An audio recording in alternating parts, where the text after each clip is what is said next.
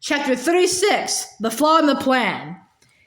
He was lying face down on the ground again. The smell of the forest filled his nostrils. He could feel the cold, hard ground beneath his cheek, and the hinge of his glasses, which had been knocked sideways by the fall, cutting into his temple. Every inch of him ached, and the place where the killing curse had hit him felt like the bruise of an ironclad punch. He did not stir, but remained exactly where he had fallen, with his left arm bent out at an awkward angle and his mouth gaping. He had expected to hear cheers of triumph and jubilation at his death, but instead hurried footsteps, whispers, and solicitous murmurs filled the air. My lord! My lord! It was Bellatrix's voice, and she spoke as if to a lover. Harry did not dare open his eyes, but allowed his other senses to explore his predicament. He knew that his wand was still stowed beneath his robes because he could feel it pressed between his chest and the ground.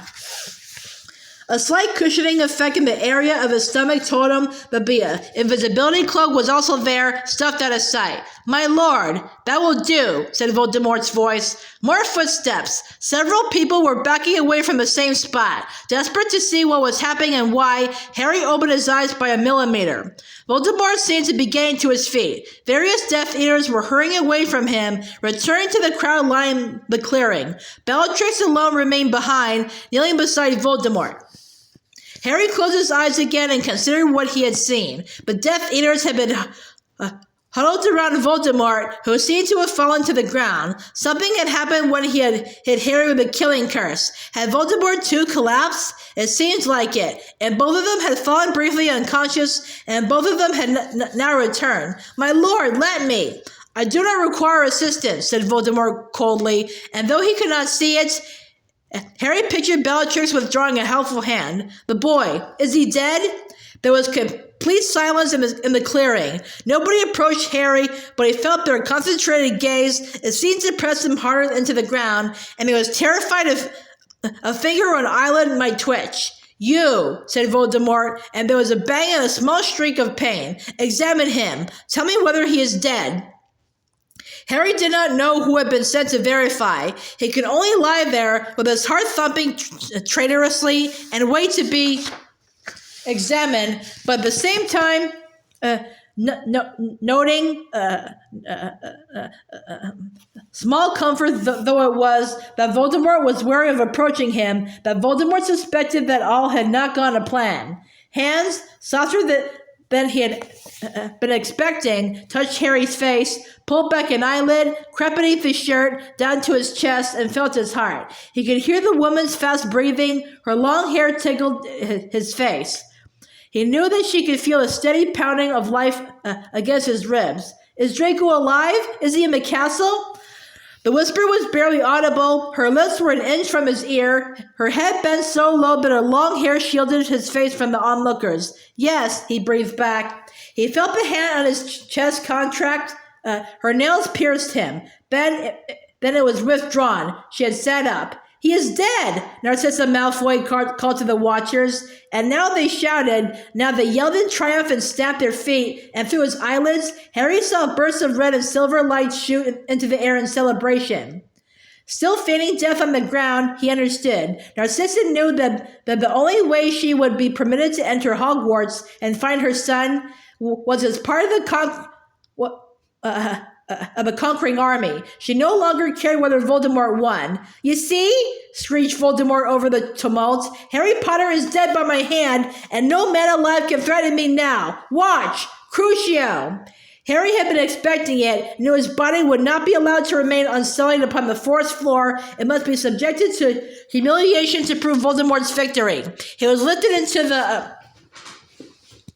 air, and it took all his determination to remain limp, yet the pain he expected did not come. He was thrown once, twice, 3 times into the air. His glasses flew off, and he felt his wand slide a little beneath his robes, but he kept himself floppy and lifeless, and when he fell to the ground for the last time, the clearing echoed with jeers and shrieks of laughter.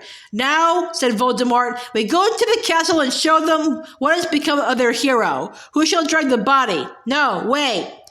There was a fresh outbreak of laughter, and after a few moments, Harry felt the ground trembling beneath him. You carry him, Voldemort said. He will be nice and visible in your arms, will he not? Pick up your little friend, Hagrid, and the glasses. Pull in the glasses. He must be recognizable. Someone slammed Harry's glasses back onto his face with deliberate force, but the enormous hands that lifted him into the air were exceedingly gentle. Harry could feel Hagrid's arms trembling with the force of his heaving sobs. Great tears splashed down upon him as Hagrid cradled Harry in his arms, and Harry did not dare, by movement or word, to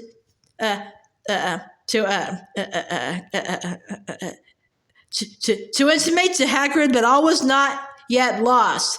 Move, said Voldemort, and Hagrid stumbled forward, forcing his way through the close-growing trees, back through the forest. Branches caught at Harry's hair and robes, but he lay quiescent, his mouth lolling open, his eyes shut, and in the darkness, while the Death Eaters crowed all around them, and while Hagrid saw blindly, nobody looked to see whether a pulse beat in the exposed neck of Harry Potter. The two giants crashed along behind the Death Eaters. Harry could hear trees creaking and falling as they passed.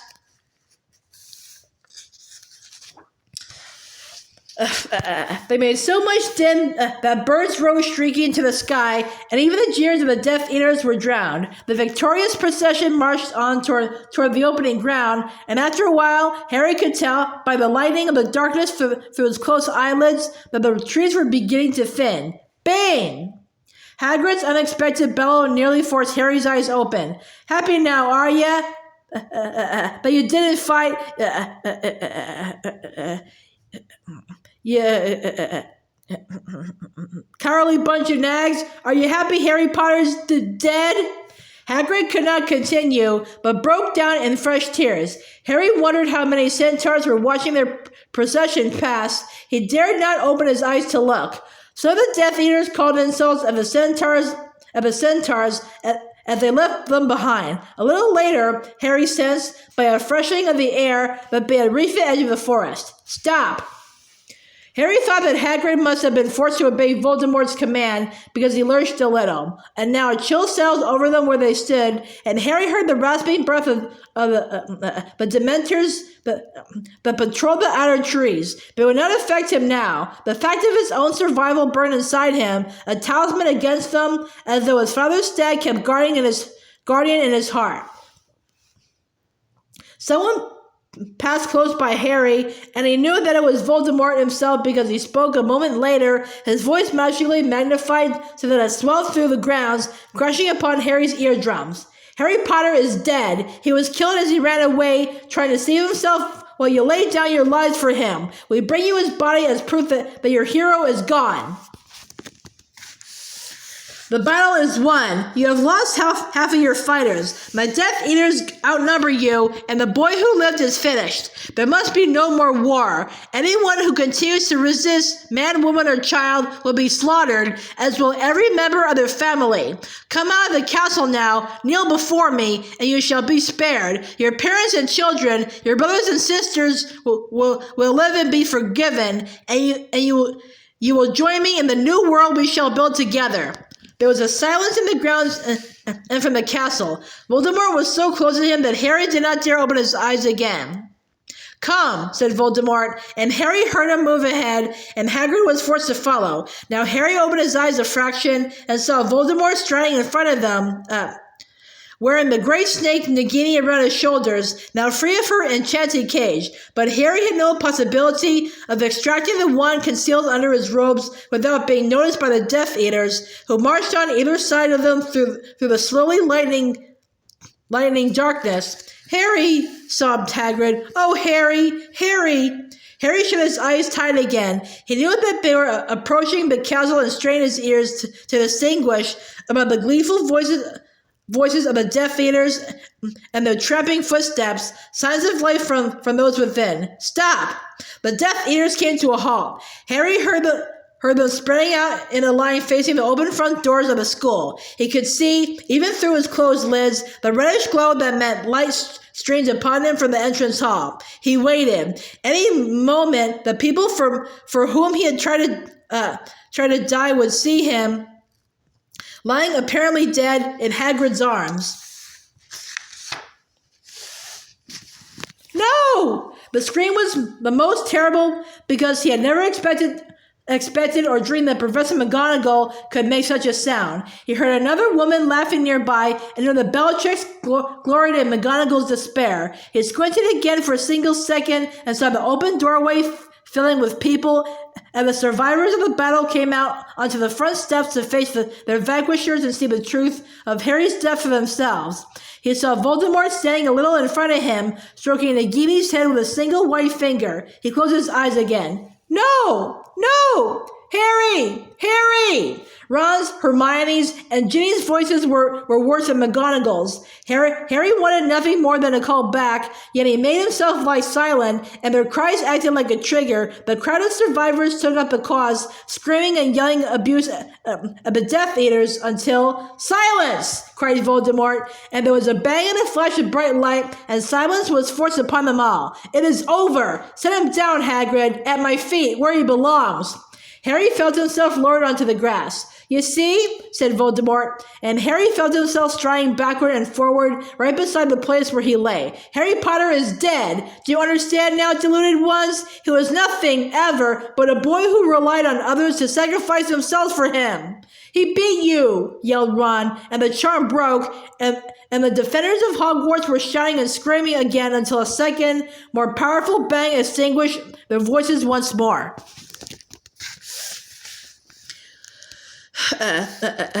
He was killed while trying to sneak out of the castle grounds, said Voldemort, and there was relish in his voice for the lie. Killed while trying to save himself, but Voldemort broke off. Harry heard a scuffle and a shout, then another bang, a flash of light, and a grunt of pain. He opened his eyes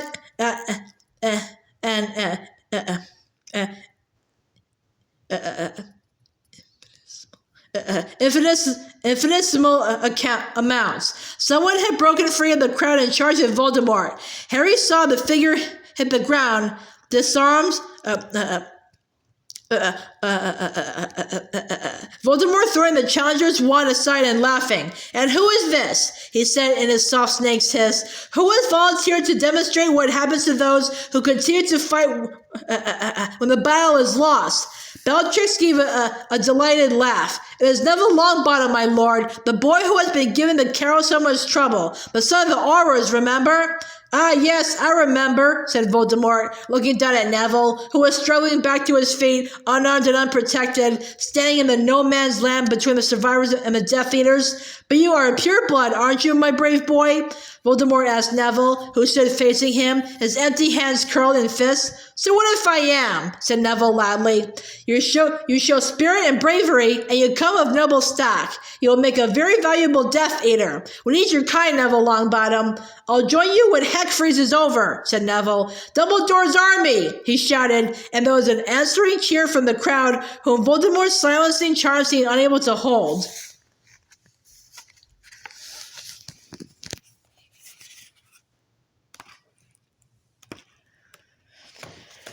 Very well, said Voldemort, and Harry heard more danger in the silkiness of his voice than in the most powerful curse. If that is your choice, Longbottom, we revert to the original plan. On your head, he said quietly. Be it.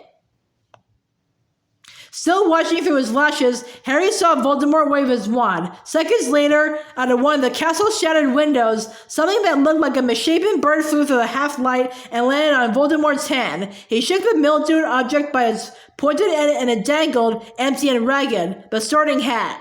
There will be no more sorting at Hogwarts School, said Voldemort.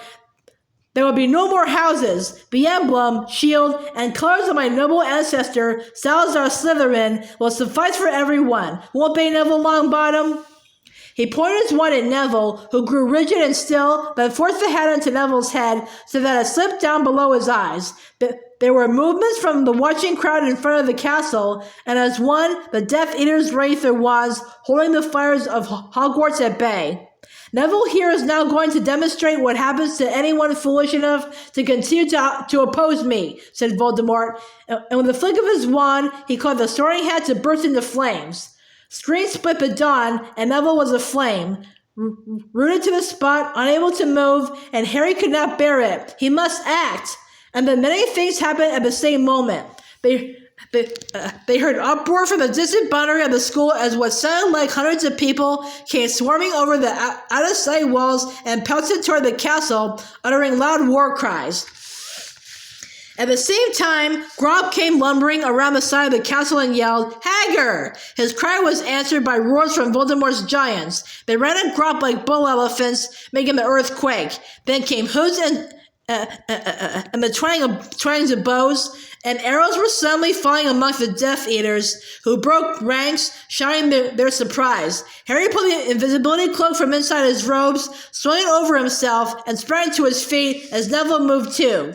In one swift, fluid motion, Neville broke free of the body-bind curse upon him. The flaming hat fell off him, and he drew from his desk something silver with a glittering ruby handle. The slash of a silver blade could not be heard over the roar of the oncoming crowd or the sounds of the clashing giants or the stampeding centaurs, and yet it seemed to draw every eye.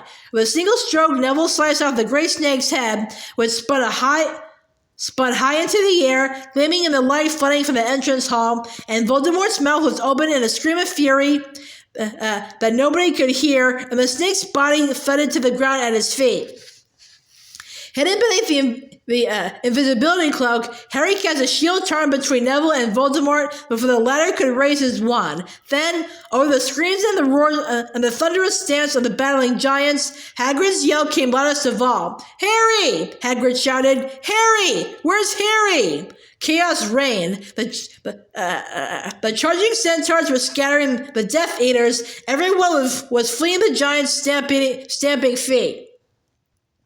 And nearer thundered the reinforcements that had come from who knew where. Harry saw great winged creatures soaring around the heads of Voldemort's giants, Thestrals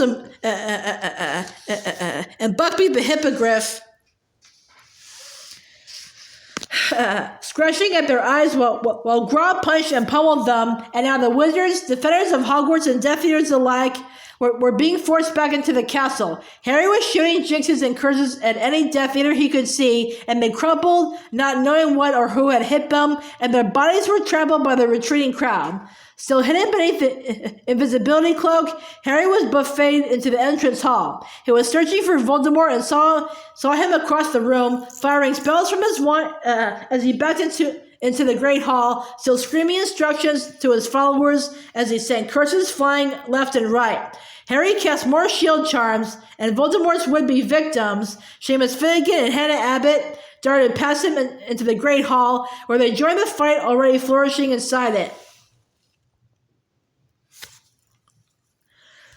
And now there were even more people storming up the front steps, and Harry saw Charlie Weasley overtaking Horace Slughorn, who was still wearing his emerald pajamas. They seemed to have returned at the head of what looked like the families and friends of every Hogwarts student who had remained to fight, along with the shopkeepers and homeowners of Hogsmeade. The centaurs, Bane, Ronan, and Megorian burst into the hall with a great clatter of hooves, as behind Harry the door that led to the kitchens was busted off its hinges. The house elves of Hogwarts swarmed into the entrance hall, screaming and waving carving knives and cleavers, and at their head, the locket of Regulus Black bouncing over on his chest, was Kreacher, his bullfrog's voice audible even above his din. "Fight! Fight! Fight for my master, defender of house elves! Fight the Dark Lord in the name of brave Regulus! Fight!"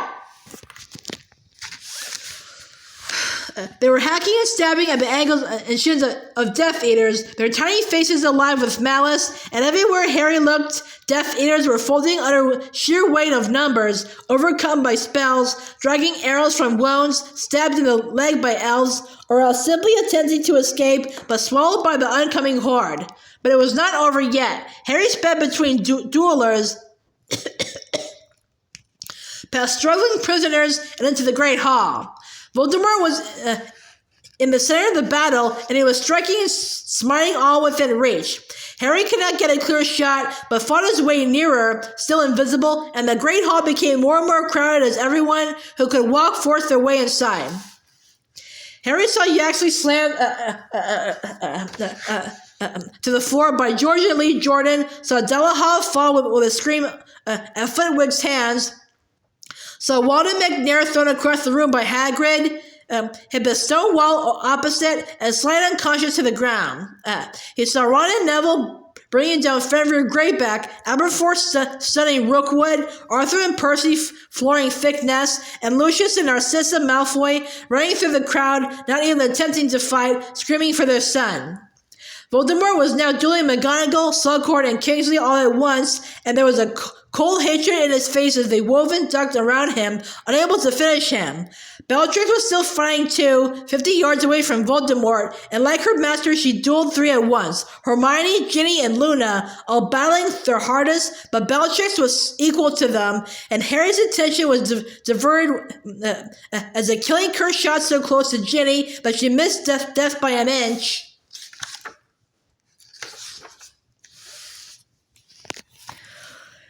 He changed course, running at Bellatrix rather than Voldemort, but before he had gone a few steps, he was knocked sideways. "Not my daughter, you biatch!" Mrs. Weasley threw off her cloak as she ran, freeing her arms. Bellatrix spun on the spot, roaring with laughter at the sight of her new challenger. "Out of my way!" shouted Mrs. Weasley to the 3 girls, and with a swipe of her wand, she began to duel. Harry watched with terror and elation as Molly Weasley's wand slashed and twirled, and Bellatrix's strangest smile faltered and became a snarl. Just as light flew from both wands, the floor around the witch's feet became hot and cracked. Both women were fighting to kill. "No!" Mrs.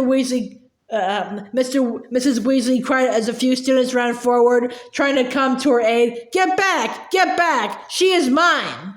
Hundreds of people now lined the walls, watching the 2 fights. Voldemort and his 3 opponents, Bellatrix and Molly, and Harry stood invisible, torn between both, wanting to attack and yet to protect, unable to be sure that he would not hit the innocent. What will happen to your children when I've killed you?" taunted Bellatrix, as mad as her master, capering as Molly's curses danced around her. "When Mummy's gone the same way as Freddy.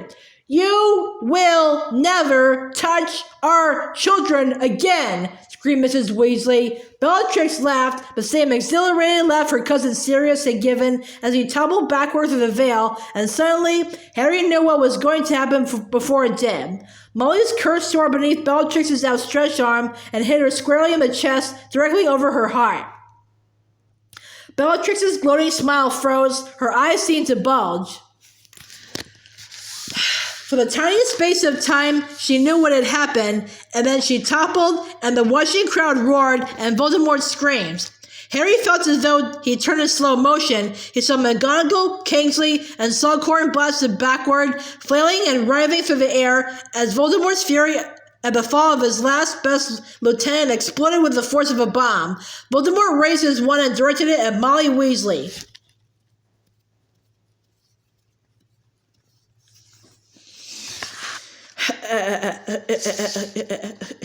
"Protego!" roared Harry, and the shield charm expanded in the middle of the hall, and Voldemort stared around for the source as Harry pulled off the invisibility cloak at last.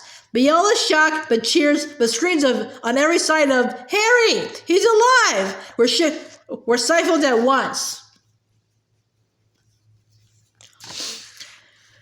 The crowd was afraid, and silence fell abruptly and completely as Voldemort and Harry looked at each other and began, at the same moment, to circle each other. "I don't want anyone else to try to help," Harry said loudly, and in the total silence, his voice carried like a trumpet call. "It's gotta be like this. It's gotta be me."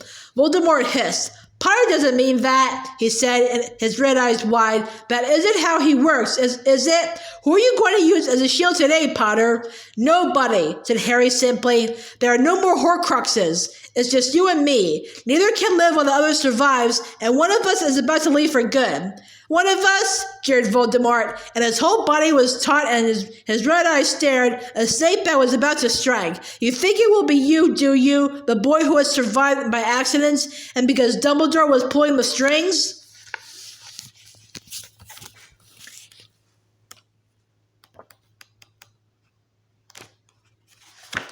Accidents, was it? When my mother died to save me? Asked Harry. They were still moving sideways, both of them, in that perfect circle, maintaining the same distance from each other, and for Harry, no face existed but Voldemort's. Accidents, when I decided to fight in that graveyard. Accidents, but I didn't defend myself tonight and still survived and returned to fight again. Accidents? Screamed Voldemort, but still he did not strike, and the watching crowd was frozen as if petrified. Now the hundreds in the hall, nobody seemed to breathe but they too. Accidents and chance and the fact that you crouched and swiveled behind the skirts of greater men and women and permitted me to kill them for you. You won't be killing anyone else tonight, said Harry, as they circled and stared into each other's eyes, green into red. You won't be able to kill any of them ever again. Don't you get it? I was ready to die to stop you from hurting these people, but you did not. I meant to, and that's what did it. I did what my mother did, but they protected from you. Haven't you noticed how none of the spells you put on them are binding? You can't torture them. You can't touch them. You don't learn from your mistakes, Riddle, do you? You dare? Yes, I dare, said Harry. I know things you don't know, Tom Riddle. I know lots of important things that you don't. Want to hear some before you make another big mistake? Voldemort did not speak, but prowled in a circle, and Harry knew that he kept him temporarily mesmerized and at bay, held back by the faintest possibility that Harry might indeed know a final secret. Is it love again? Said Voldemort, his snake's face jeering. Dumbledore's favorite solution, love, which he claimed conquered death, though love did not stop him from falling from the tower and breaking like an old waxwork. Love, which did not prevent me stamping out your mudblood mother like a cockroach, Potter, and nobody seems to love you enough to run forward this time and take my curse. So what will stop you dying now when I strike? Just one thing, said Harry, and still they circled each other, wrapped in each other, held apart by nothing but the last secret. If it is not love that will save you this time, said Voldemort, you must believe that you have magic but I do not, or else a weapon, more powerful than mine.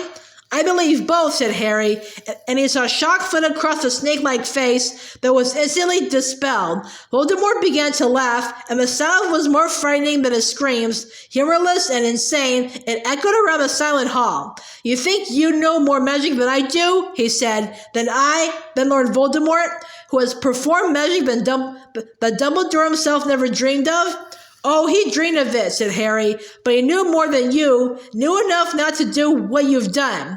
You mean he was weak, screamed Voldemort, too weak to dare, too weak to take what might have been his, what will be mine. No, he was cleverer than you, said Harry, a better wizard, a better man.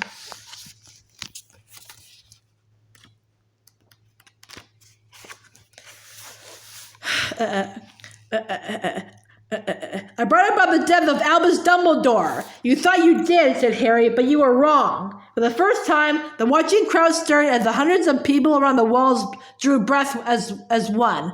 Dumbledore is dead! Voldemort hurled the words at Harry as though they would cause him unendurable pain. His body decays in the marble tomb in the grounds of this castle. I have seen it, Potter, and he will not return. Yes, Dumbledore's dead, said Harry calmly, but you didn't have him killed. He chose his own manner of dying, chose it months before he died, arranged the whole thing with the man you thought was your servant. What childish dream is this? Said Voldemort, but still he did not strike, and his red eyes did not waver from Harry's. Severus Snape wasn't yours, said Harry. Snape was Dumbledore's. Dumbledore's from the moment you started hunting down my mother, and you never realized it because of the thing you can't understand. You never saw Snape cast a Patronus, did you, Riddle? Voldemort did not answer. They continued to circle each other like wolves about to tear each other apart. Snape's Patronus was a doe, said Harry, the same as my mother's, because he loved her for nearly all of his life, from the time when they were children. You should have realized, he said as he saw Voldemort's nostrils flare. He asked you to spare her life, didn't he? He desired her, that was all, sneered Voldemort. But when she had gone, he agreed that there were other women, and of pure blood, worthier of him, Of course he told you that, said Harry, but he was Dumbledore's spy from the moment you threatened her, and he's been working against you ever since. Dumbledore was already dying when Snape finished him. It matters not, shrieked Voldemort, who had followed every word with rapt attention, but now let out a cackle of mad laughter. It matters not whether Snape was mine or Dumbledore's, or what petty obstacles they try to put in my path. I crushed them as I crushed your mother.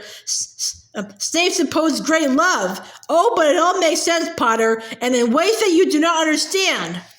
Dumbledore was trying to keep the Elder Wand from me. He intended that Snape should be the true master of the wand, but I got there ahead of you, little boy. I reached the wand before you could get your hands on it. I understood the truth before you caught up. I killed Severus Snape 3 hours ago, and the Elder Wand, the Death Stick, the Wand of Destiny is truly mine. Dumbledore's last plan went wrong, Harry Potter.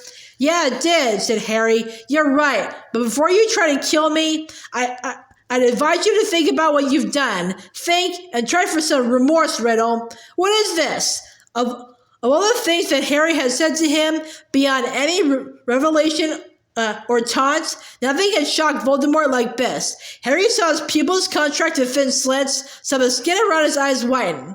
It's your one last chance, said Harry. It's all you've got left. I've seen what you'll be otherwise. Be a man. Try for some remorse.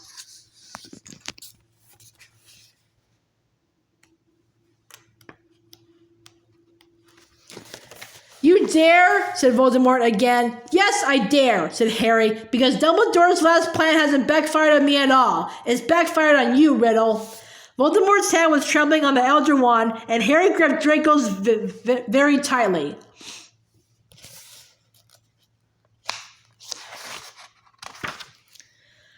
The moment he knew was seconds away. That wand still isn't working properly for you because you murdered the wrong person. Severus Snape was never the true master of the Elder Wand. He never defeated Dumbledore. He killed... Aren't you listening? Snape never beat Dumbledore. Dumbledore's death was planned between them. Dumbledore intended to die undefeated, the wand's last true master. If all had gone as planned, the wand's power would have died with him because it had never been won from him.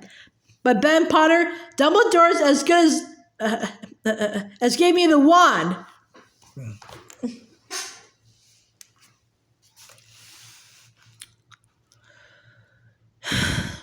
Voldemort's voice shook with malicious pleasure. I stole the wand from its last master's tomb. I removed it against its last master's wishes. Its power is mine. You still don't get it, Riddle, do you? Possessing the wand isn't enough. Holding it, using it, doesn't make it really yours. Did you listen to Ollivander? The wand chooses the wizard. The Elder Wand recognized a new master before Dumbledore died, someone who never even laid a hand on it. The new master removed the wand from Dumbledore against his will, never realizing exactly what he had done or that the world's most dangerous wand had given him its allegiance.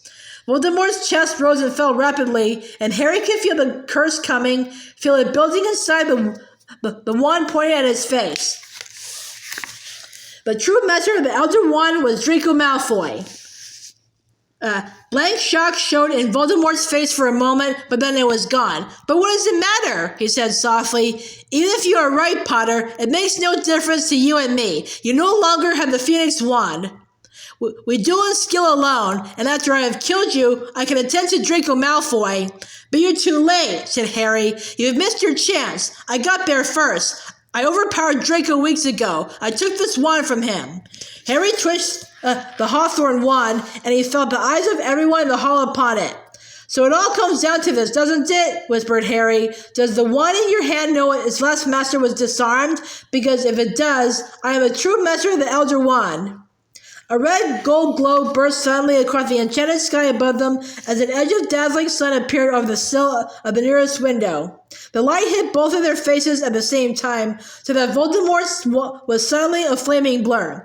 Harry heard the high voice shriek as he too yelled his best hope to the heavens, pointing Draco's wand, Avada Kedavra! Expelliarmus! The bang was like a cannon blast, and the golden flames that erupted between them, at the dead center of the circle that they had been treading, marked the point where the spells collided. Harry saw Voldemort's dream jet meet his own spell, saw the Elder Wand fly high, dark against the sunrise, spinning across the enchanted ceiling, like the head of Nagini, spinning through the air toward the master.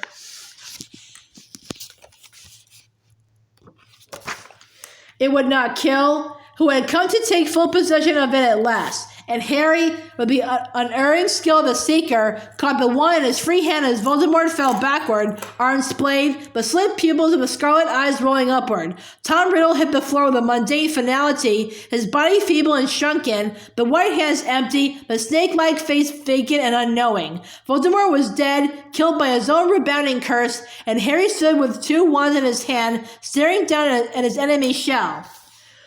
One shivering second of silence, the shock of the moment suspended, and the tumult broke around Harry as the screams of the cheers and the roars of the watchers rent the air. The fierce new sun dazzled the windows as they thundered toward him, and the first to reach him were Ron and Hermione, and it was their arms that were wrapped around him, their incomprehensible shouts that deafened him. Then Ginny, Neville, and Luna were there, and then all the Weasleys and Hagrid, and Kingsley and McGonagall and Flitwick and Sprout, and Harry could not hear a word that anyone was shouting, nor tell whose hands were seizing him, pulling him, trying to hug some part of him, hundreds of them pressing in, all of them determined to touch the boy who lived, the reason it was over at last.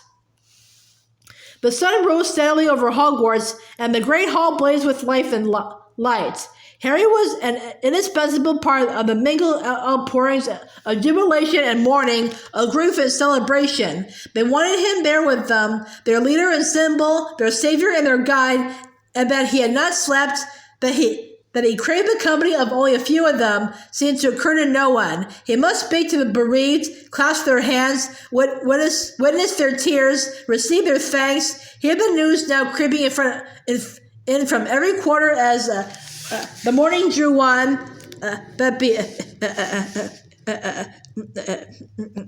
Imperious up and down the country had come back to themselves. The Death Eaters were fleeing or else being captured. The innocent of Azkaban were being released at that very moment, and that Kingsley Shacklebolt had been named temporary Minister of Magic.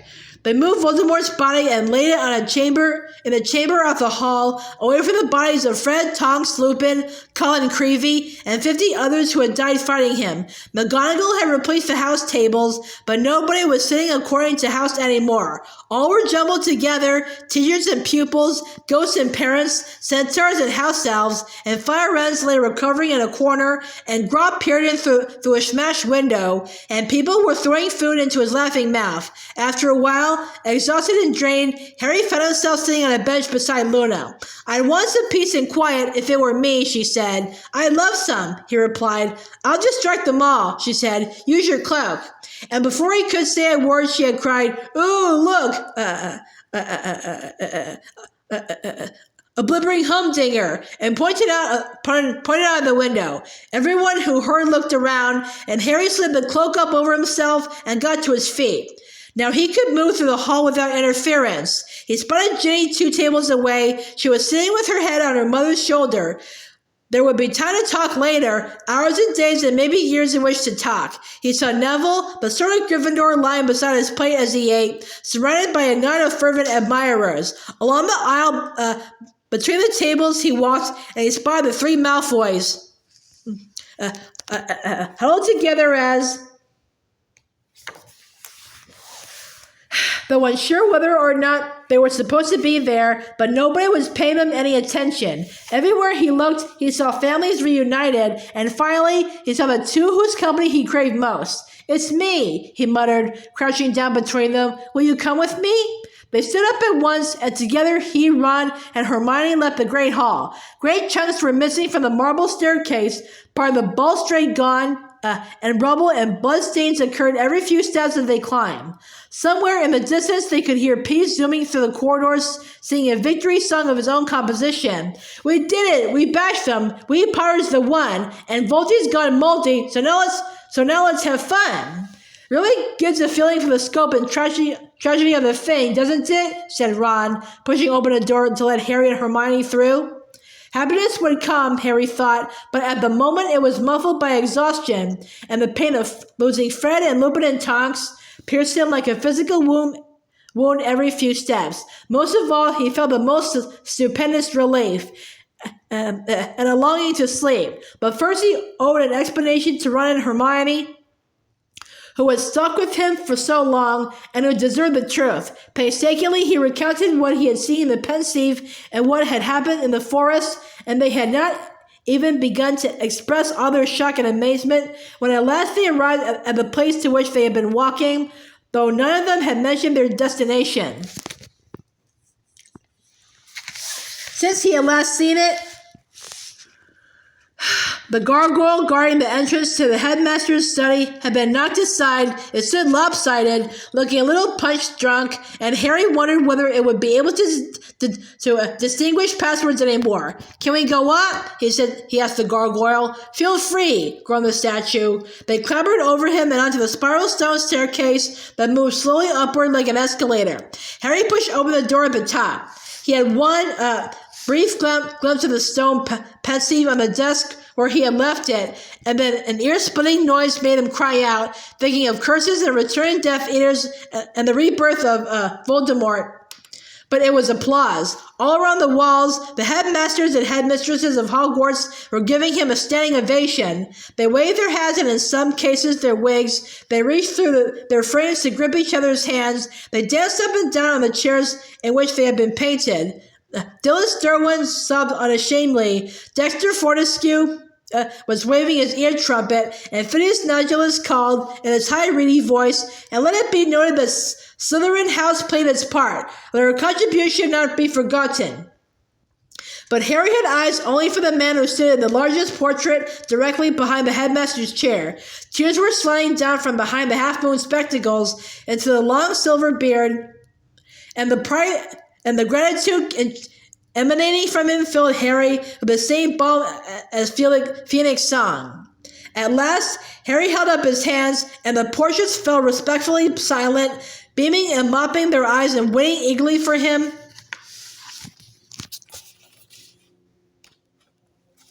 to speak.